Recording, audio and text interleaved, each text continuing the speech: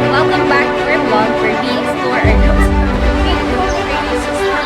In this part, we explore given ground was not majority, but not all of us prefer using A-class records to different school forms as an integral part in our system.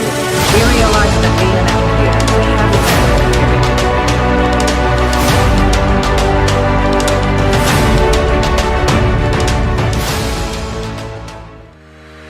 Hello everyone and welcome back to our vlog where we explore our group's insights into our activities as a pre-service teachers and how these activities equip us with the skills and knowledge we will need in becoming competent professional teachers. In this vlog, the sixth activity in the field study tool will be explored. The activity is entitled Grading System and DepEd School Forms. As the title suggests, the focal points of this activity are the K-12 grading system, electronic class record templates, and DepEd School Forms. The purpose of this activity is not just familiarize us, pre-service teachers, with the technicalities and the workload needed to be done as professional teachers, but also inculcate in us the knowledge and skills needed to actually accomplish them. In order to complete the activity, each member of the group did all the same things. We did computations, learned how to input data into electronic class record or e-class record templates, and practice filling in DepEd school forms. The first part of our activity was about the K-12 grading system.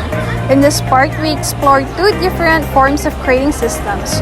One is DepEd number 8 series of 2015, which is the grading system followed by every schools under DepEd before the pandemic. However, when COVID-19 struck the world, it affected the country and the educational system was no exception. Thus, DepEd number 031 series of 2020 was made to cater to the flexible learning modality brought about by the pandemic. The main difference between the two is that under DepEd order number 8 series of 2015, quarterly assessment was included in the computation of grades of both junior and senior high school, while under DepEd order number 031 series of 2020, quarterly assessment was removed in the computation of grades, leaving only the written works and performance tasks to be assessed. In this activity, we computed sampled records given to us in our worksheets, and these formulas were used for computing the learners' percentage scores, weighted averages, and initial grades. As for their quarterly grades, we followed this table given by DepEd in transmitting their initial grades into quarterly grades. We were also able to familiarize ourselves with using e-class records to compute grades by downloading templates online and filling in the data needed. The next part of our activity was about the different DepEd school forms, wherein we familiarize ourselves with the DepEd school forms. The 10 school forms are the following: SF1, school register; SF2, learners' daily class attendance; SF3, books issued and returned; SF4, summary of enrollment and movement of learners; SF5, report on promotion; SF6, summary of report on promotion; SF7, inventory of school personnel; SF8, learner basic health and nutrition profile; SF9, learner progress report card; and SF10, learner's permanent academic record.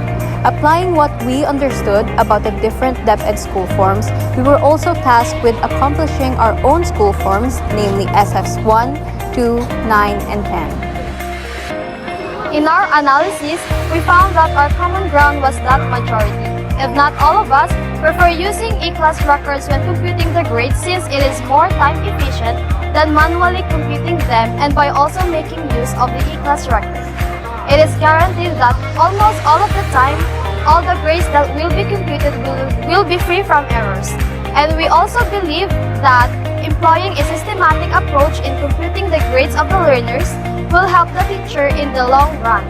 That by employing clearly predefined structure and repeatable steps consistently when computing grades will make grade computation a second nature to the teacher, building their confidence in their assessment abilities. We also believe that accomplishing different school forms is an integral part in our educational system.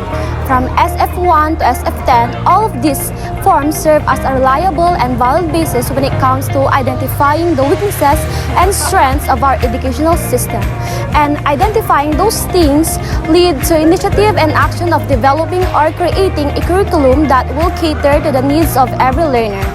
That is also the reason why they must be accomplished, and if by failing to accomplish even just one of these school forms on the specified schedule, like dominoes, it will affect the entirety of school forms. The school forms are given a specified schedule because they are needed at a certain or specific times. Reflecting on this activity, we realized that being an educator is a heavy mantle to carry.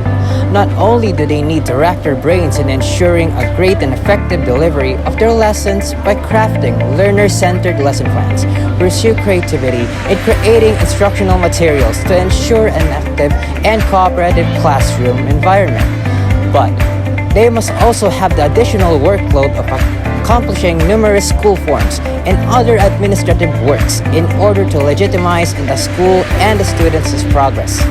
Indeed, our teachers are our second parents outside our homes because they worry, tend to our needs and educate us about the world just like how our parents do at home.